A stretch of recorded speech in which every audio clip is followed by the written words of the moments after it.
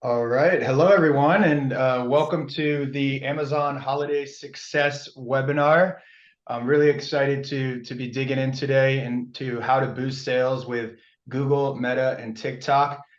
In just a moment, I'm going to pass the mic over to our star-studded lineup. We've got Clayton from Carbon6 and our very own Greg Rudolph.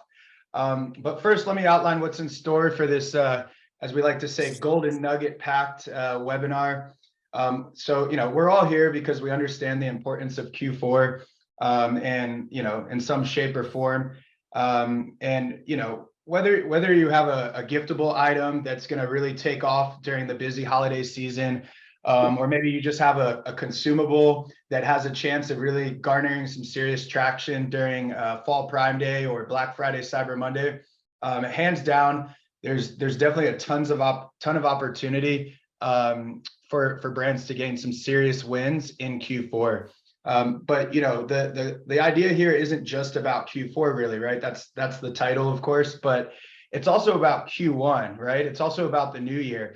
And so here at Vendo, we really have our eye on Q4 and what Q1 rather, and what Q4 can mean for going into that new year stronger than ever.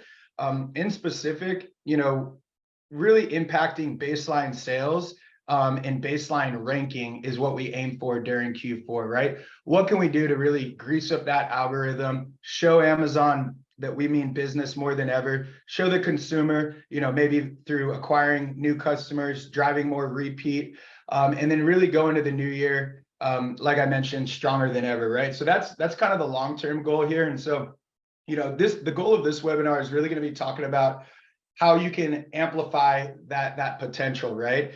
And so between Vendo and Carbon6, we're super confident that in order to hit those ranking and sales goals, external traffic should most likely be part of that marketing mix, right? So today we're going to dig into why driving external traffic from Google and Meta and even TikTok is key, how to drive external traffic. And then we're going to get a little bit into the weeds a bit on some ways for automating that process. So really excited to get into all of that. Hopefully everyone can leave this webinar with some actionable takeaways. I know when I'm watching webinars, that's really, what I'm looking for is what can I do right after this, take action, see success, and make the most out of this hour. So without further ado, I'll hand it off to Clayton and Greg to share a little bit about themselves, and then we can dig into the content. Clayton, feel free to take it away. Yeah, thanks for the intro, Nick. So I'm Clayton Atchison. I've been in the e-commerce world since 2014 in a serious way. A few years before that, but just kind of meddling around. Been selling private label since 2018. Before that, it was mostly arbitrage. I'm now the director of business development for Carbon6.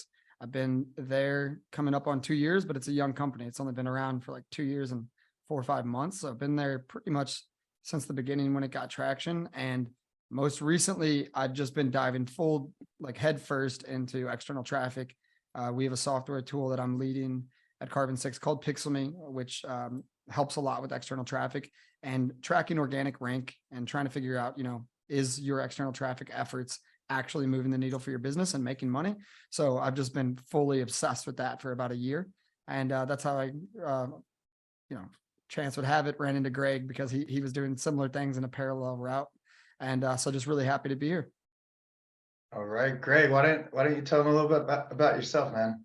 Sure. Yeah. Well, I manage several different flavors of advertising here at Vendo, including all of our paid search and paid social campaigns. So Google, Meta, TikTok, Pinterest, Snapchat, Spotify, LinkedIn, you name it. Driving to Amazon, Walmart, D2C. And so I've been selling on Amazon since 2012. I started in my own private label business and then built that up, sold it in 2020, thankfully, and then started my own agency. And now I help sellers do the same thing in-house here at Vendo. So yeah, Clayton and I feel like Vendo years are like dog years, So Clayton and I go way back and excited to share a couple tidbits and golden nuggets with you today.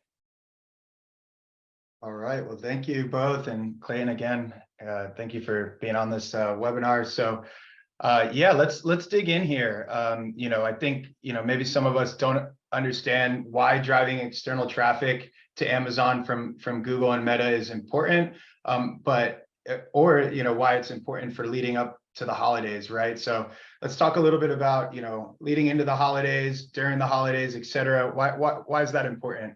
So Greg, maybe you can kick it off on that one.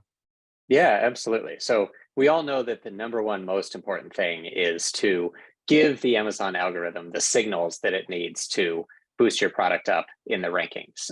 So it's just everything that we do with external is all about giving the Amazon algorithm the right signals. And so number one in that black box, of course, is sales velocity. That's the strongest indicator to Amazon of which products are successful and which are not. And so of course, Amazon wants to expand the size of their own pie. And while there's millions of searches on Amazon, there is only a limited amount.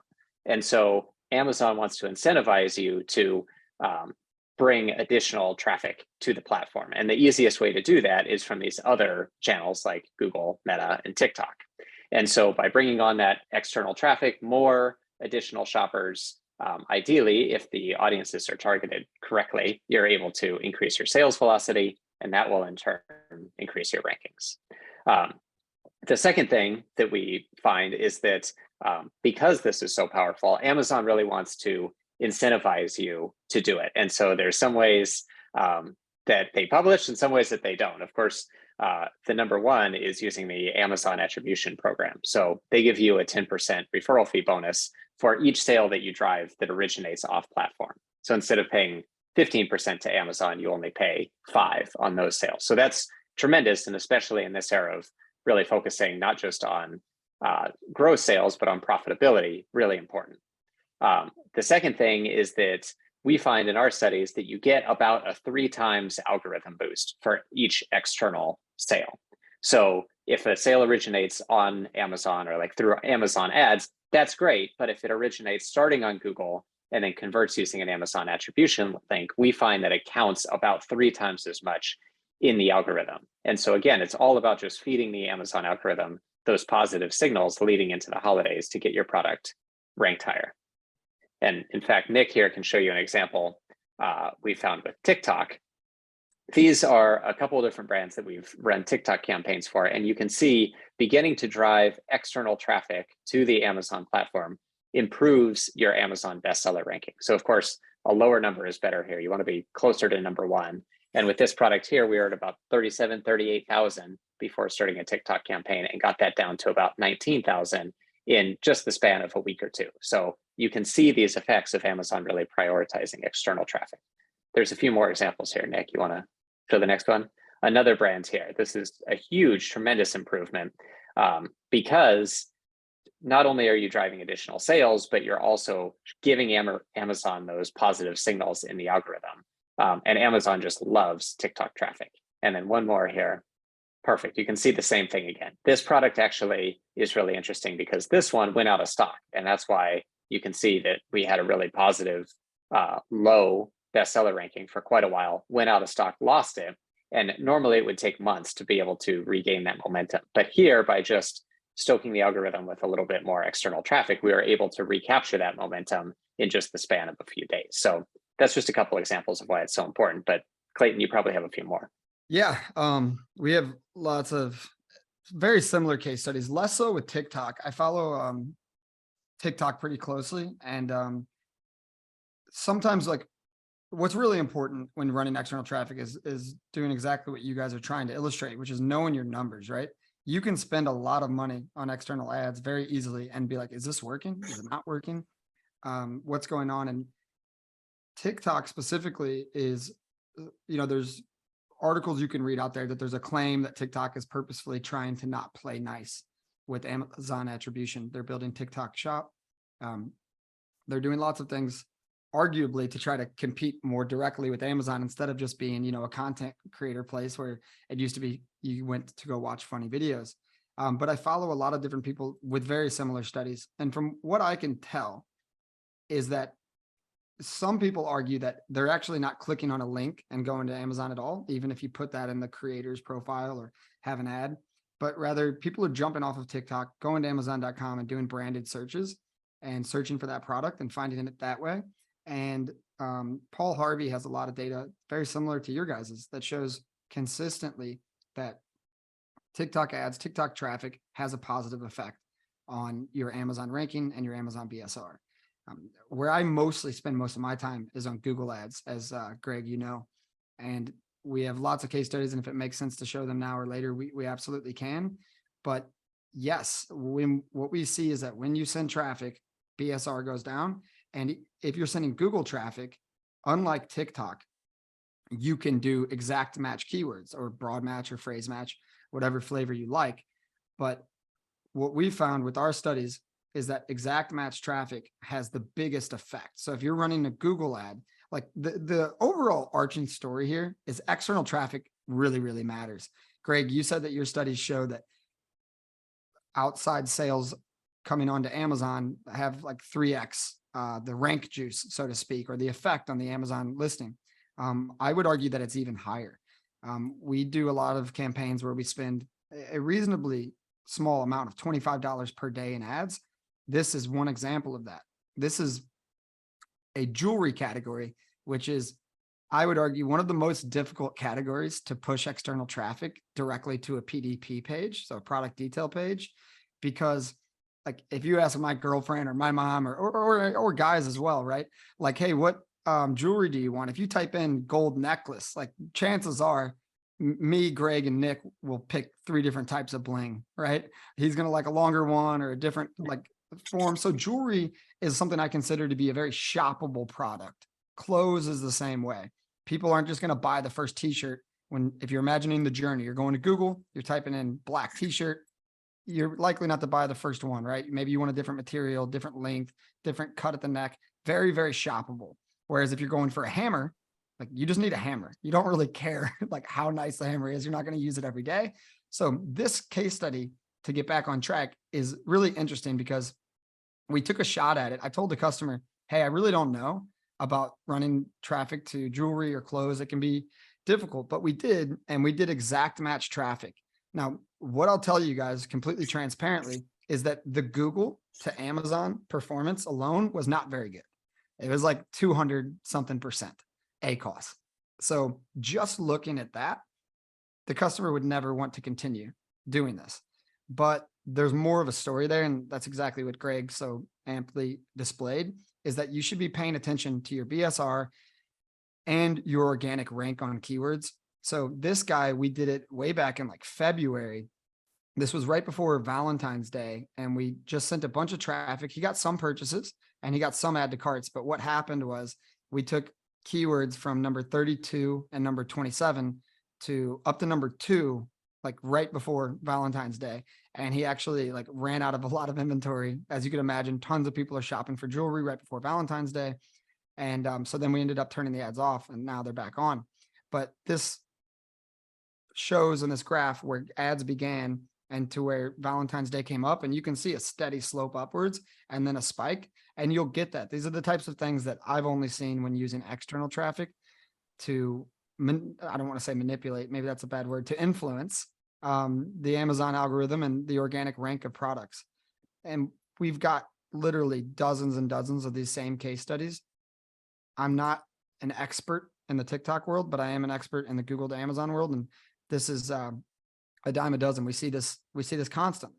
So the important part here is knowing your numbers and being able to not just pay attention to the Google to Amazon ACoS, but see the bigger picture and understand what's happening with organic rank. And both Carbon6 and Vendo, I think we see eye to eye on that so much that you have to dive into the numbers and really understand how many incremental sales are you driving with this organic rank increase, and blend those numbers together and what we call blended ACoS. And the results are outstanding. You know, you take a ACoS from 200% that on the face looks like 200%. You blend in the increase in organic sales because of the outstanding rank, and you know you're down to 7%, 8%. It's a lot more fruitful than it looks like. And if you can maintain that over time, that number goes down and down and down. So long story short, external traffic, I don't know any better way TOS compliantly to rank in this day and age. Yeah, it's really interesting too, because you know, if you just take a step back as well and think about it, right? You know, especially now with TikTok Shop being, you know, such a buzz, Amazon wants to compete, right? They want to compete with TikTok. They want to compete with Google. They want to compete with Meta. They're the third biggest advertising platform after Meta and Google, right? So there's a incentive for them to systematically, through the algorithm, encourage and reward brands that bring traffic away from those platforms to Amazon. And I think you're going to see that even more with TikTok, right? Where brands that are going to drive people to Amazon rather than, trying to convert them through that TikTok shop, they're going to get even more rewarded, I would bet, in these next, 6 to 12 months. So if you just kind of think about it that way, I think it makes a lot of sense why Amazon would want to do that. Not to mention, even if they're not buying your product that you sent them to Amazon for, well, it's the place for everything, right? And so Amazon feels confident enough that if someone, is driving for their jewelry, maybe they don't buy it right then and there, but they go and they're like, oh yeah, I need my toilet paper, I need my paper towels, I need this and that, right? So just getting people in there is going to be the big reason why Amazon is doing this. Amazon has every incentive in the world to get as many people as possible onto the Amazon.com platform. Every incentive in the world, whether they're buying your product or another. And as Greg pointed out, that's why they're incentivizing people. That's why they created the Amazon attribution program. That's why they created the brand referral bonus. And if you want to figure out how the Amazon algorithm is working, just follow the breadcrumbs and do what they're telling you to do. They're telling you, hey, we want you to do this. That's why we're incentivizing you. It's not rocket science, but such a small population of people are doing it. And tying this back in to the holidays. So many people are not doing this, that it can give you an unfair advantage. If you're doing it and your competition is not, there's no better time if you have the inventory ready to rank than before the holidays. And external traffic can be that extra push to get you up there. And I would be remiss if I didn't mention that, and Greg is so good at this, is that when you're running these ads, everybody, like, you don't just have to run Google ads and hope that they sell. Like one time, it's not just one click. All the, professional D2C sites and Sephora and Gucci and just any D2C site you've ever seen on Shark Tank, they know full well the power of retargeting using pixels so that you can retarget these people in the future. If you have a brand that is, not a one-time purchase, it's especially important. But even if it is a one-time purchase product, the power of retargeting, meaning that, if they click on your original Google ad, but they don't buy, you can now advertise to them on Facebook or on TikTok and other places. A lot of data shows, many people need multiple touch points before they make that purchasing decision. So there's never a better time to start building an audience than before Q4. And you can retarget during Q4, but then you'll also be able to retarget those people in Q1 in case they didn't get the Christmas product or present they wanted or anything like that. It's really, there's not a better time to start your retargeting initiatives that can make you money, not just during the holidays, but for the rest of the year. Yeah, absolutely. And I think we really focus here on what can we do to maximize sales in Q4, which is really important. But another piece of that is what can we do to build our audience in Q4 when they're already warm, to then be able to continue that momentum into Q1 and Q2 of the next year. And so one of the ways that we can do that, and Clayton, you can speak to this, is by using Pixelmate to build your audience base so that these ads, yes, hopefully they convert, but even if they don't, you're still building your audience that you can retarget to later. Yeah, that's exactly right. Pixelmate is a software that we've partnered with Vendo, and they're testing out right now. They, in full transparency, Vendo has been doing a lot of the things we're talking about for a long time.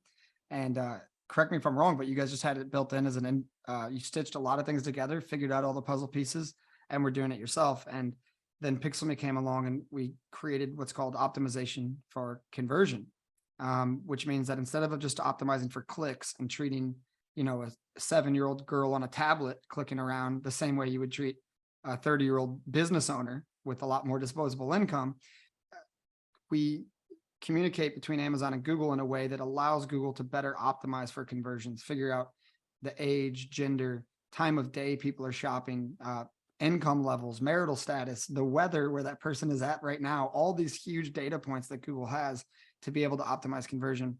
And we have case study after case study after case study showing that increases performance 2 to 3 times. And that's kind of when Greg got interested, right? Before Pixelmate was doing all these things and we thought it was impressive. And Greg was like, yeah, we do that too. I was like, really? And it's just an internal software. And he said, yeah, but that optimization for conversion thing, when you guys build that, give me a call. And that's where we're at now. And that's what I kind of think takes these external efforts to the next level, is optimization for conversion. And then of course, retargeting. And so the idea, guys, is just that you build these audiences. You're not just spending this money on a one-time click, like Greg said. You're doing what all of the very professional companies have been doing for a long time, which is going on a customer journey with that person and following them around where they're using the internet already, on Facebook and on Instagram, and showing up and giving them the ability to interact with your brand again and repurchase purchase, become a new to brand purchaser. Not sure, Greg, if I got off track there, but did I answer your question directly?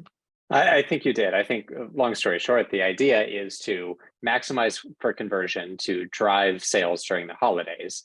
But then, should you not convert those people, still be able to build either a retargeting or a lookalike pool by collecting it through a pixel, whether you do that yourself or you do that through PixelMate, so that you can retarget them later, early in the new year. Yeah, nothing frustrates me more whenever I'm talking to a client and they're running external ads and they're not using any sort of retargeting. It's like going to a buffet and just eating the salad. Like, it's just, it's not smart. Honestly, I don't mean to be rude. If anybody out there is doing it, this is why you come to these webinars, to learn. But you can read Neil Patel's many articles about retargeting, but it's one of the most efficient ways to spend ad dollars. That's why all the big people are doing it. And Amazon now is just released that they're going to allow any sort of Amazon attribution traffic from outside that comes into Amazon, that you'll be able to retarget using DSP. That's a closed beta for now. I know some people, so if you guys are interested in that, I can get you in.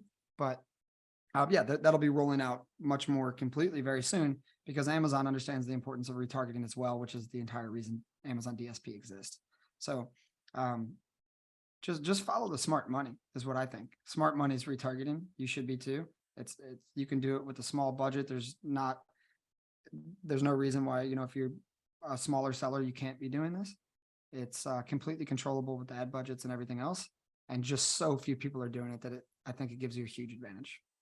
Right. And I think one thing that's lost a lot is we think about retargeting with Meta, certainly, and building a funnel, but we don't often think about retargeting on Google.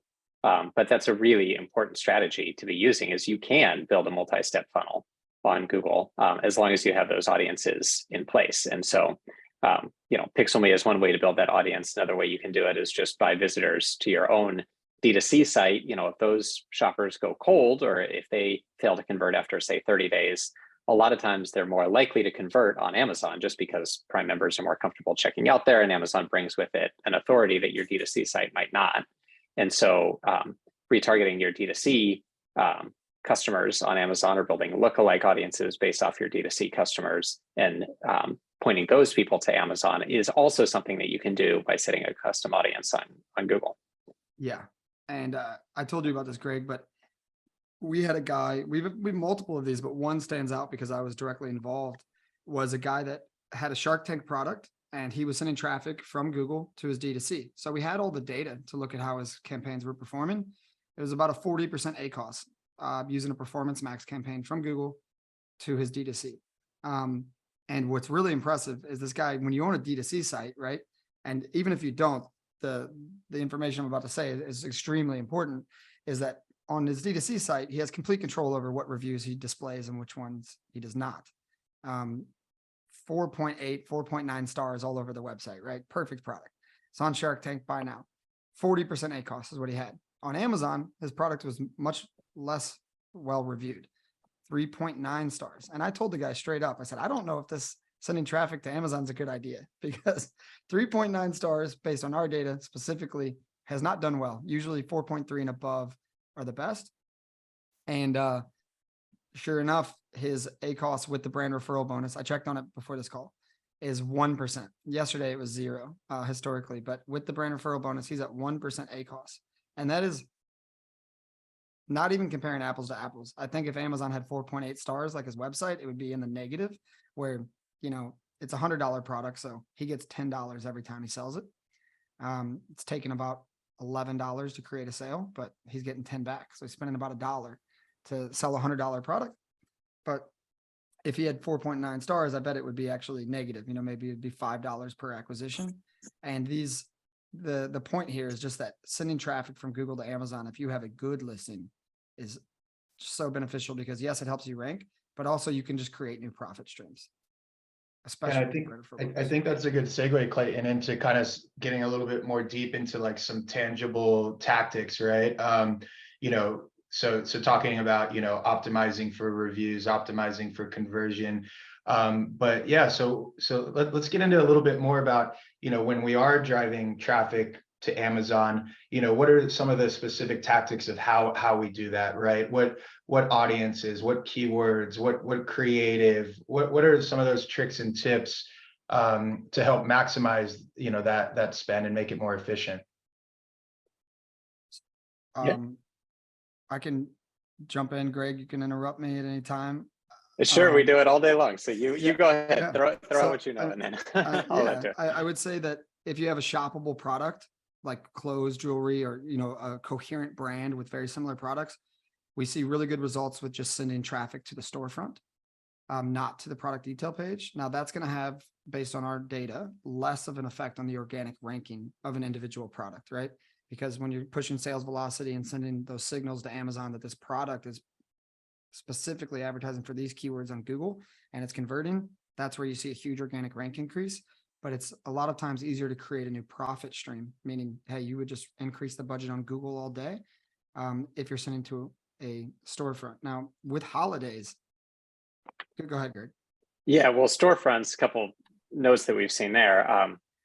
Definitely creating a holiday themed storefront is key. So you can swap out your creative, and you should definitely holidayize that, and that really improves your conversion rate when driving to your brand storefront, just by having holiday themed creative in there. The other thing, you mentioned earlier, sometimes these campaigns work so well that inventory becomes a problem. And of course, inventory constraints during the holidays with FBA are always an issue. And so by driving to a brand storefront instead of a product PDP page, you're able to kind of spread out your traffic. And if you go out of stock on a certain variation, you're still able to convert that traffic maybe to another size or another color. And so a brand storefront also helps with inventory constraints during the holidays.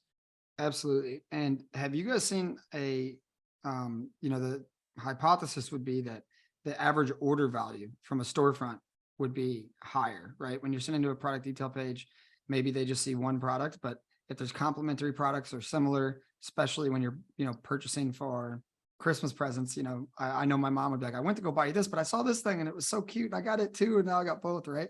So in the storefront, they have more options to increase your AOV, and you'll get 10% on all of that.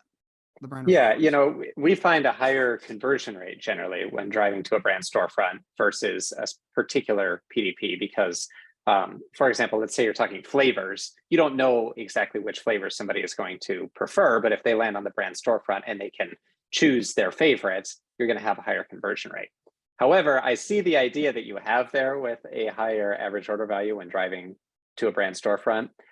One thing we try to do is, yes, I recommend driving to a brand storefront 9 times out of 10. But when you drive to a PDP, we try never to drive to a single product. We try to drive to a bundle PDP. And that gives us a much higher average order value than driving to a brand storefront where people are, yes, you're going to have a higher conversion rate, but you're going to have a lower average order value because people are just choosing the one item that they prefer. So if you drive to a PDP, definitely try to drive to a bundle as opposed to an individual item. And on the flip side, I'm usually pushing to a PDP because most of the clients that are coming our way, and we kind of accidentally created an agency, and now we're partnering with people because that wasn't we want to be a software company, not an agency. And that's why we're partnering with people like Vendo that really understand this world, is that when people will come to me, most of the time, they're like, I want to rank higher. I want the organic sales from Amazon, and they're okay with 100% ACoS or 80% ACoS if you can show them that their organic rank is going from 15 to number 5.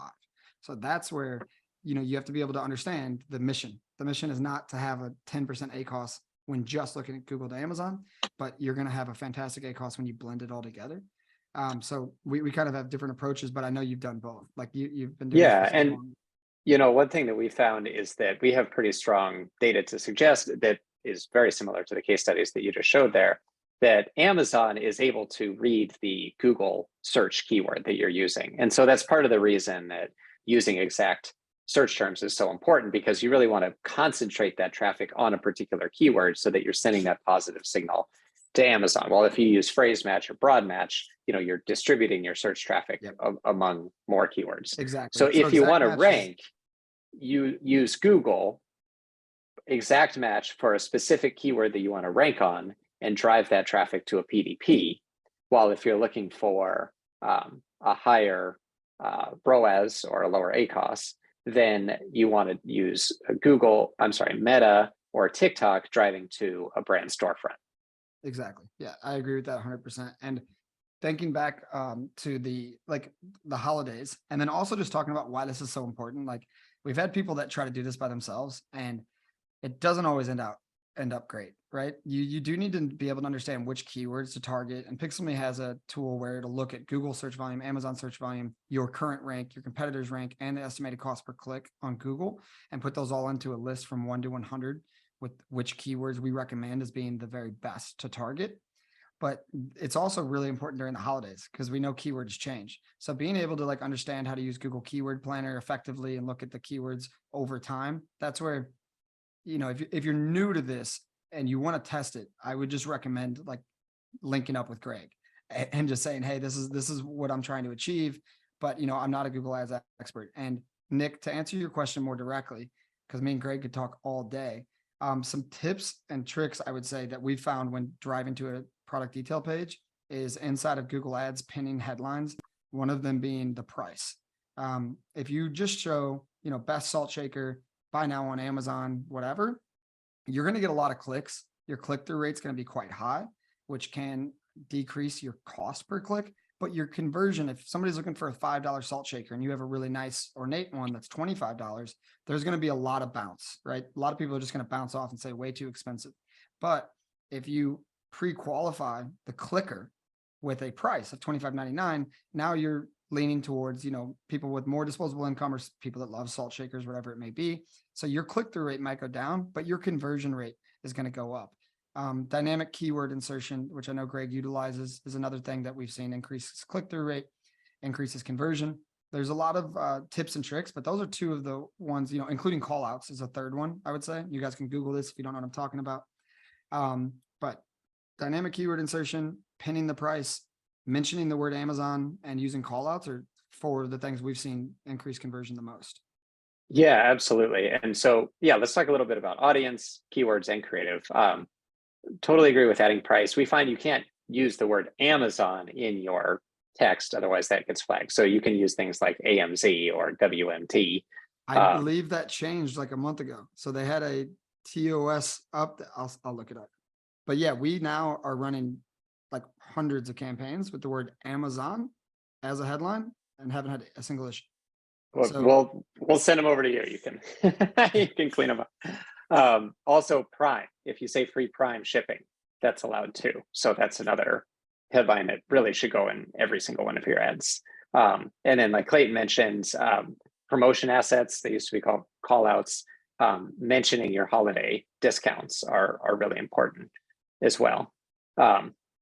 Another thing, we talked about making your brand storefronts holiday themed, but you can also make your PDP holiday themed. And so that's something that's really important in Q4 as well. As far as keywords, one great trick that we find is, especially for really giftable items, just go through all the genders and all the ages. So like gifts for boys age 8, exact match. Gifts for boys age 9, exact match. Gifts for boys age 10, crushes it. Those are really important keywords in the Amazon search algorithm, and there's a ton of traffic on Google for those. And so just adding stuff in like that is really key. Go ahead, Nate. Yeah, no, I think this is a good opportunity to kind of probably address, a concern that some brands or sellers out there have around driving traffic to Amazon, right? And that is the potential, cannibalization of their D2C business. That comes up a lot. We work with a lot of D2C first brands, that, have that hesitation. And so, we have to kind of get them over that barrier. And I know here at Vendo, we've come up with a lot of different kind of tactics to offset some of those concerns, or offset them even almost completely. We understand that the conversion rate on Amazon, particularly for new to brand customers, is going to be much higher, right? It's usually about 5x on average. So that's a good reason enough to drive traffic to Amazon on its own. But there's still, the margin consideration and other things. So Greg, maybe you can get into a little bit about some of the tactics that we use to kind of offset some of those concerns and really make sure that we're driving, either net new audiences or audiences that strategically make sense for a D2C focused brand. Yeah, so when you're talking Google, one of the best ways to do that is by using Amazon specific keywords. So instead of just having whatever apple slicer is your keyword, use apple slicer Amazon, and just adding Amazon to those keywords is a whole new audience, right? Those are people who are not going to go to your D2C site. They want to check out on Amazon. They're also most likely to be Prime members. And so you're going to have a really high conversion rate on those keywords. And there's a lot less competition on those keywords because it's limited to Amazon searches only.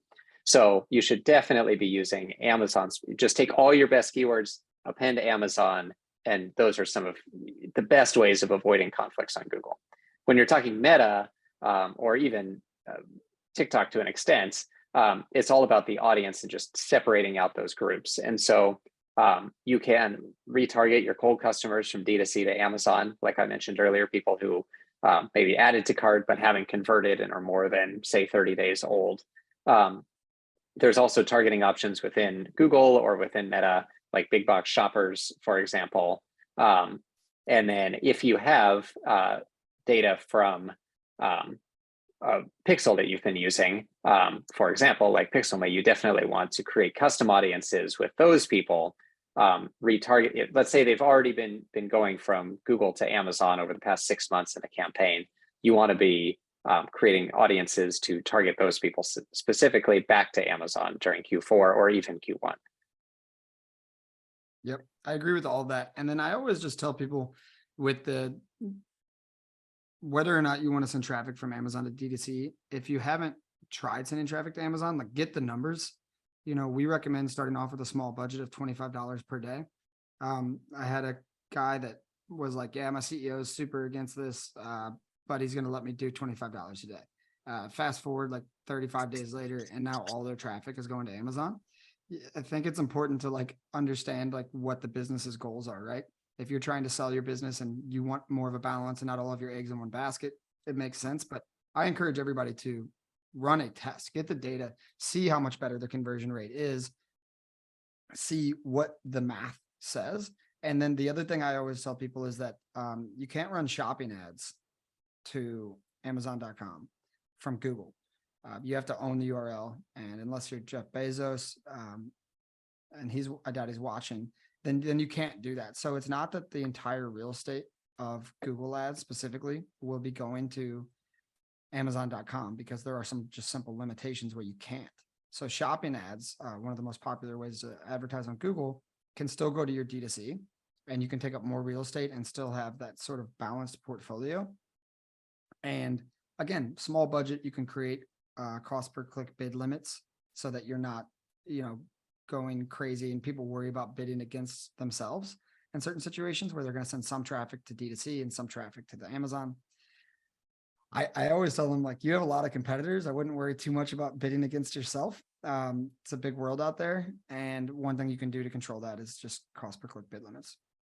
Right. And, to divide it up also with search ads, sometimes we tell people, send your branded traffic to your D2C site, since those people are already familiar with your brand and comfortable checking out on your site, and then send non-branded traffic to Amazon, because those are net new people that probably need those reviews and all the social proof on Amazon to nudge them to checkout. And then, of course, later on, they become branded searches and you can send those people back to your D2C. So you can also divvy up your search ads, non-branded to Amazon, branded to D2C. Just another way of doing it. Yeah, Yeah, just do something. I always encourage people, do something rather than nothing, and start testing, and you're going to generally like the results you see, unless you just have a very poor product, which is tough to fix. You got bigger problems if your product has 3.5-star reviews, et cetera, et cetera. But we have a really high retention rate at PixelMe, and I know you do too, Greg, because it works. Simply, it works, and it's a smart way. And I think, you fast forward a year or two, it's going to be a necessity to compete. You talk to people 7 years ago, they were like, I didn't even used to run ads. I just always sold everything I put up on Amazon. And now, generally everybody's running on Amazon ads, and it's become saturated. But the new, like, wide open green space that has the ability to create profit streams, like Greg really focuses on, and to increase rank, is inside of is using external traffic. Right, and it's really important to have your data all together in one place. And so, if you're doing it yourself, you got to have the data from the console. You got to have your ranking, which you can use a tool like Helium 10, for example, to track your ranking.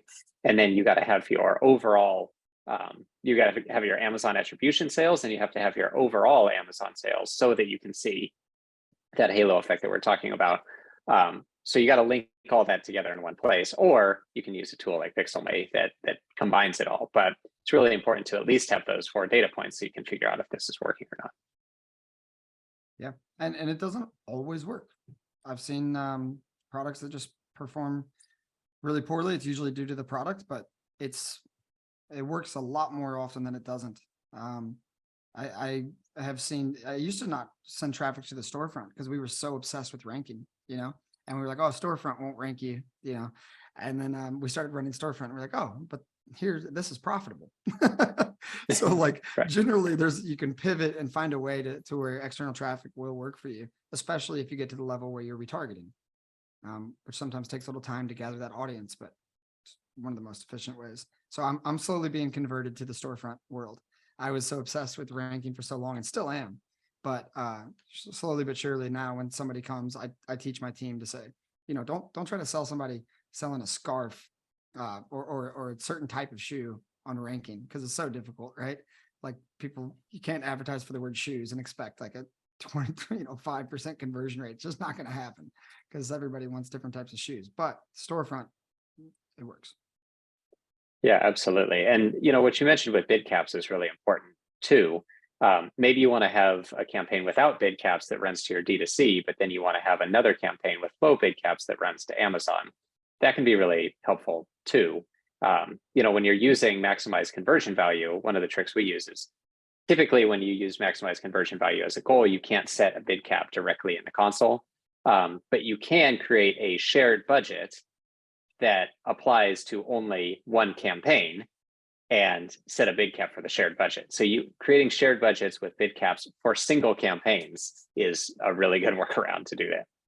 Yeah, all of these things are controllable. The people are asking the right questions. It's a realistic question to say, well, I'm worried about, competing against myself. I'm worried about becoming too heavily Amazon and, my D2C store falling apart. All the right questions. And if you're working with the right people, they should have answers for those questions. Right. And you can calculate your break-even CPC also to give you an idea of what that CPC can be. Mm-hmm.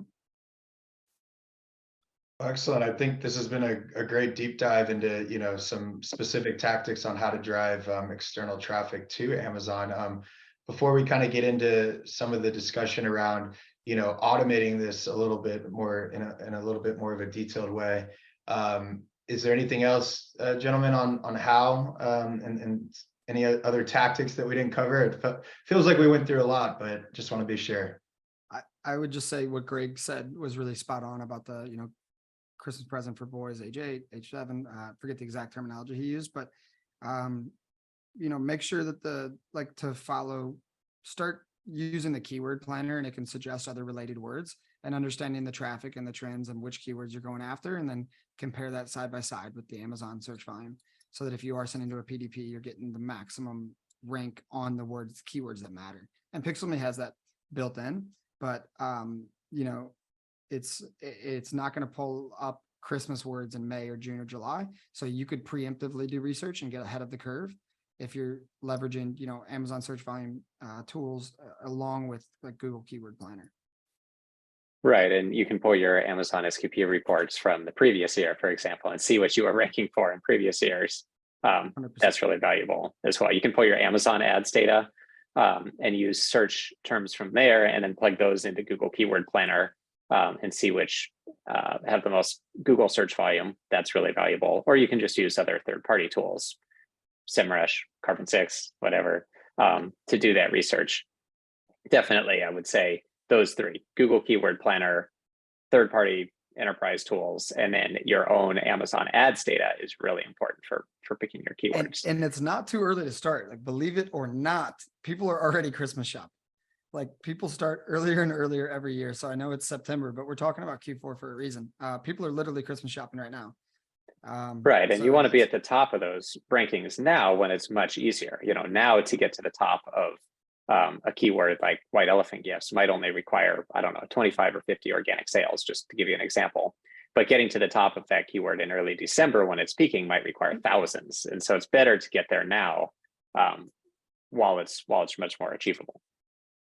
100%. Another thing you mentioned, Clayton, and Nick, you can talk a little bit about Vendo's service here, is that frankly, none of this is going to matter if your Amazon listings are not optimized. You have to have a highly optimized Amazon listing with great images, great bullet points, excellent A+ content, and at least, I would say, at least 30 reviews that are 4 stars or higher to be able to make this work. And so the first step, if you haven't already, is to optimize your Amazon listings, because driving a bunch of traffic to a non-optimized listing is not going to help. So that's something that Vendo can also help with, is setting up your Amazon listings correctly and tying all your parent and child ASINs together in the most strategic way, so that when you start driving traffic with all these tools we just mentioned, you're going to be successful. Yeah. And nobody does it better than you guys, honestly. We don't have a service that does that. And I'll tell you just straight up, we deny people all the time. They say, I'm really excited to use Pixelme, and they give us a product and it's 3.7 stars. And we just tell them, you're going to waste your money. You have a lot of work to do. And if you send external traffic, we talk about it as like, external traffic's like adding gasoline to a fire. You can turn a small fire into a roar, but if you don't even have a spark and you got nothing, right, it's not a good idea. So optimizing your listing and storefront, both are extremely important. And we regularly tell people, we'd love to have your business, we'd love to help you, but we just don't think it's right. We don't think it's ethical, because we've been down this road and it doesn't work. That D2C product that I spoke about was a branded keyword that we went after, and the guy was really eager to try it, and he had visibility on Shark Tank, and we checked to see if there were already searches happening with the word Amazon, things like that. So that was a special case, but in most cases we won't even let people do it, but recommend people do it, right? I mean, and when we're talking the cannibalizing D2C traffic, I think part of this conversation is also what not to do. And sometimes we get people who say, okay, we're going to drive our top 5 hero products, let's say, to our D2C site, and then you guys can have the remaining bottom 30 products and drive traffic to those on Amazon. That generally doesn't work. You want to boost your best-selling items on Amazon is much more successful than trying to prop up your bottom dwellers with external ads. Agreed. What I would say, not really disagreeing, but a little bit different, is that you said earlier, 30 reviews or less. We have pushed external traffic for launches, and we think it has a very big effect on having what you call a successful launch, right? It's hard to take all the credit, but we do work with aggregators that have run data to say, hey, this one we did without external traffic, this one we did do with external traffic. And I forget the exact percentages, but the success rate is much higher. That honeymoon period, I think, is a totally different set of criteria there, but absolutely. Yeah. New product launch, I think that's okay. If you're outside, how long? I would say 60 days generally. Then you got to have at least 30 reviews. Yep. There's really, on that. No product I would say that shouldn't have, and Nick, you can talk about this, that shouldn't have at least 30 reviews with the Vine program. Yeah, no, of course. Yeah. Obviously you're not going to have a review on day 0 or maybe even day 1, but there's definitely mechanisms that you can implement, through Amazon's ecosystem, as well as outside, to help drive review velocity very quickly, so that while you're getting that ranking juice from the external traffic in that first week or 2 of the honeymoon period, you're also bringing in reviews pretty quickly at the same time. And going into optimization of the product pages to drive conversion. We could have a whole separate webinar on that. Maybe we should, because there's really a lot to go into that. We have a great SEO team here at Vendo, and excellent creative and content marketing team. We separate all those different departments here at Vendo to really make sure that every brand that works with us gets that kind of tailored approach that's coming from a strong expertise. So yeah, maybe we'll have a webinar on that here in a month or two. I think that'd be a lot of fun. But I like what you said, Clayton, about adding fuel to the fire, gas to the fire of how that relates to external and driving ranking. And I think that's really one of the big kind of morals of the story that we're saying here, right? And whether we're talking about impacting baseline sales into Q1, whether we're talking about driving up ranking in anticipation for the peak traffic around Black Friday, Cyber Monday, whether we're talking about not cannibalizing D2C, or why should we drive to Amazon instead of D2C, really it all kind of boils down to the ranking impact, right? Because if you drive somebody to D2C, you don't have an algorithm that you're greasing up, or to your words, Clayton, you're adding gas to the fire with, right? You're driving someone there, they either buy or they don't buy. There's not really this like indirect, impact that's happening, or benefit that's happening there. And so even if you're one of those people that are thinking, hey, my margins are so much better on D2C, well, like Clayton said earlier, test it and look at the numbers, do the math. Because if you're converting, at 4 to 5x the rate on Amazon, plus you're impacting organic ranking and thereby organic sales, as long as you're tracking that correlation, you're seeing that impact, and you're calculating all of that, now you might just be like, wow, yeah, sure, maybe my margins are a little bit worse on Amazon, but holy crap, I just got way more sales. My acquisition costs ended up being way less, and really the numbers end up looking a lot better on Amazon. I'm not saying that's going to happen all the time, but it's definitely something that we see. I think you have a case study, Nick, somewhere in that deck where like this daily sales, I think weekly sales went from 70 to 700. I got on a call with that guy, and I like started bringing up Google to Amazon ACOS, like just as a starting point. And he was like, dude, I do not care. Like, quit talking about the Google to Amazon ACOS. That is the least of my worries. My worries now are inventory. So this guy was selling 70 per week. It was like a 300,000 search volume keyword. It took a little time, and we need to update this because I think he's in the top 10 now. But he went from 70 a week to 700 a week. And if you go to the next slide, and that was a blended ACOS of 3%, but this one went from 13 to 28, right? Like, this is what excites me. And that's why the storefront for me was always like secondary, because I when you get on calls like this, you literally are changing people's entire businesses, right? Their entire life, where, maybe the Google to Amazon ACOS isn't all that sexy, but when you go from 70 a week to 700, that was, you can get out of it. That was the main point I was trying to make, that, that doesn't happen every single time, but what we do at a consistent clip is increasing things, not by 2% or 3%. We consider a win increasing your rank significantly to where you're looking at 30 or 40% increase in sales on Amazon. That's what can happen here. That's where I believe the main focus should be. If you have a little bit of a budget and say, I don't care if I break even on the Google to Amazon, or if I lose a little bit, as long as that rank's happening. That's the type of stuff we see. 100%. Well, hopefully that's been a lot of great tactics for everybody. We do have the Q&A open if anybody wants to ask any questions.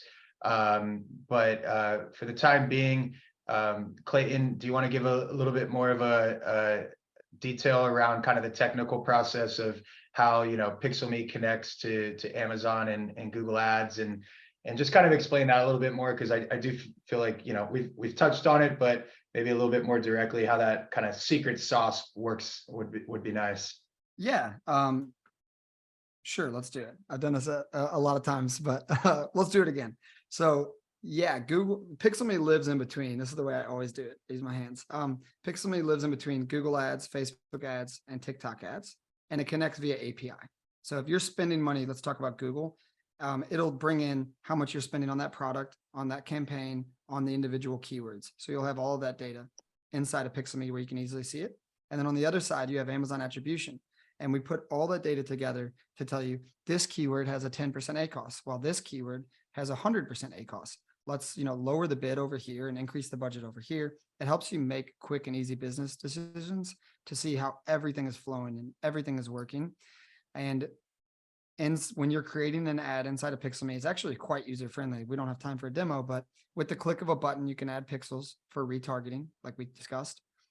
It's automatically going to include the Amazon attribution referral tag on any ad you create so that you're guaranteed to get the 10% brand referral bonus. So all that's done, it can be done manually, but it's a burden, as Greg knows.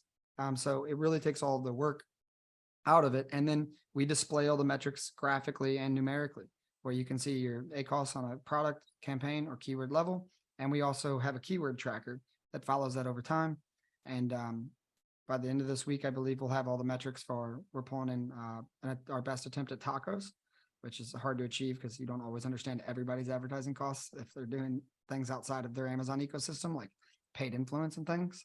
But and then a blended ACoS where we take into account those incremental sales and the optimization for conversion, the part that Greg was so interested in. It kicks in after 30 sales automatically. It used to be a manual change. Now, automatically, when a product hits 30 sales, it switches over to optimization for conversion. And that's where Google takes the wheel and starts optimizing for all those things I mentioned: age, gender, time of day, et cetera, income level, et cetera, et cetera. And that's where we really see a huge decrease in ACoS. There's case studies on that too. Maybe we can send out the slides after. Yeah, But, yeah, we'll send out the recording and the slides to everybody that registered. And then we did have a question on this topic from one of the guests here, Dennis. Thanks, Dennis, for joining. So he says, do you think the Amazon attribution data is accurate / correct? Tested it once with $250 driving from Facebook to Amazon storefront with help from Facebook person, and seemed meh, not a single sale. Facebook person said they don't trust Amazon attribution data and those things always break. Could also just mean my campaign sucked or something else. What would you guys say to that? I would say, go ahead, Greg. Yeah, I would say first, it depends on the platform, but broadly speaking, I would say that the attribution data quality from Amazon is quite poor. In fact, we find that there's usually about a 30% gap there. So you're really getting 30% more sales than it shows. TikTok does not play nice with Amazon. So you're able to see the clicks come in, but you're not able to see the conversion value. Amazon doesn't officially say that, but we've seen it time and time again. So I would say definitely not on TikTok. Meta, I would say that the things do often break. And so you do see that pretty large discrepancy there.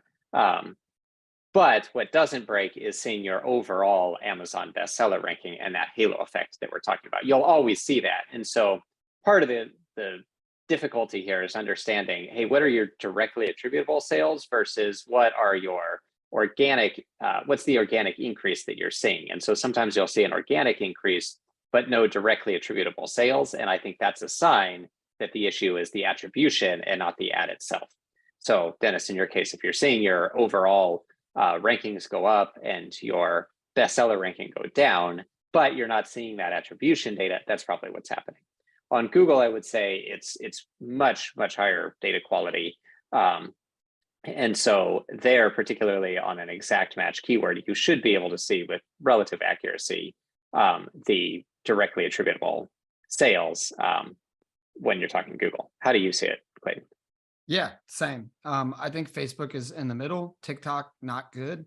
And I don't think it's because of Amazon. It's because TikTok's not playing nicely. Right. I said at the beginning, I said, Amazon loves TikTok traffic. I'm not sure TikTok loves Amazon traffic. Yeah, exactly. Well, they don't like sending it to Amazon, at least. Right. So TikTok, not good. And that's why, Paul Harvey and you guys, a lot of people look at impressions overall or BSR and pay less attention to the attribution with TikTok. I think it has a wonderfully positive effect, is the truth. But actually being able to see it is different. Like we ran studies on TikTok where if you want a deep linking, which means it opens up in the app and everybody on TikTok's on their phone, that increases conversion, deep linking. But when you use deep linking, it breaks attribution completely. So if you're where you're more likely to convert, you don't have visibility. And where you do have visibility, you're less likely to convert. So it's a total trade-off. TikTok is not ideal. most of our traffic is coming from Google, and we see a very high like percentage. Like Google's the best by a mile. Yeah, although I would say in terms of TikTok not being ideal, if you're looking to improve your bestseller ranking overall, Yes. I would say TikTok is the best. If you're looking for directly attributable sales, Google is probably best. And Meta stands somewhere. This is not a shot at TikTok traffic. I think it's important and very like useful. It's just the visibility is not going to be great, and you're going to need to look at different metrics. Now with Google, I think it's highly accurate, and I think Facebook falls somewhere in the middle. For a year and a half ago, Facebook attribution was not good. I don't know when you ran it, Dennis, but it was not good. And then about 9 months ago, it got a lot better, where you can check how many clicks you're getting on Facebook and just simply compare that to Amazon attribution. If the numbers are close, you're probably getting a high level of attribution. And that's what we check with Google. And I don't have a percentage, but I have not seen a 30% drop off between Google and Amazon. I think it's closer to 10, but I would need to check. I agree. Yes, I mean 30% overall amongst all three platforms. But yeah, I would say I was Google's going to say about 95, but I got scared. You scared me. 10. So I'd say 90 is about right. Yeah. Okay. So yeah, Google's quite good. Facebook, I think, Greg, you said that recently you've seen some things that were showing that Facebook attribution was having more problems again. So yeah, it seems to have gotten worse in the past month or so, but I don't know if that's temporary or that's due to some change on Facebook's side. Yeah. So Google, good attribution and good ranking ability. The other ones, it's still very important and very good. It's just you're going to have a little bit less visibility, but because of that, less people are going to be doing it. Which right. And Google, like we've talked about, is Amazon is reading your Google keywords and increasing your rank on those keywords. While Meta, you are getting the sales benefit, which is really important, especially during the holidays when people are more likely to convert, but you're not getting that keyword ranking boost because Amazon can't tell what it doesn't come from a keyword. So there's no keyword to read there. Exactly. Yep. That's exactly right. Excellent. Excellent. Well, hopefully that was enough detail for you, Dennis. But if not, I have one more little tip I'd throw in there, especially with paid social. Using a discount code can also be a different way to track those sales, right? So, if you're looking at attribution and then you're looking at the discount code usage, you'll see a difference there. And normally the discount code usage will be higher, and that kind of helps fill in that gap. So if you're running that, a promotion using a unique code that you can track back to that paid social ad can be helpful. And then, when we do like influencer and affiliate marketing, for example, here at Vendo, which I know isn't within the confines of this topic necessarily, we always look at spikes in sales when that post went live, right? And so depending on your ad budget and the timeline, you can look at your average sales right before you activated that, and then you can look at those spikes and kind of reasonably assume that some of that increase in that spike came from, the advertising efforts and attribute it kind of indirectly in that way. So definitely lots of ways to kind of try and get around that until, the attribution is improved. But this has been awesome, everyone. I know we're a few minutes over. We could keep talking all day, I'm sure. Thank you, everyone, for participating. Before we sign off, Clayton, any last words, or where can people find you? That's what I was going to say. I don't know if there's an easy way for them to contact me. My email is Clayton at Carbon6, the number 6.io. Hopefully we can, I think we'll have some post, webinar marketing materials that'll give you hopefully access. But if it doesn't, it's Clayton at Carbon6.io, and it's just my name on LinkedIn.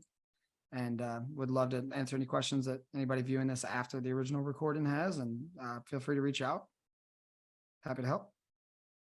Thank you. And Greg, any last words? Yeah, well, I think in two ways. One, we're always happy to take a look at your ads. If you're already doing this, we're happy to take a look and provide any pointers.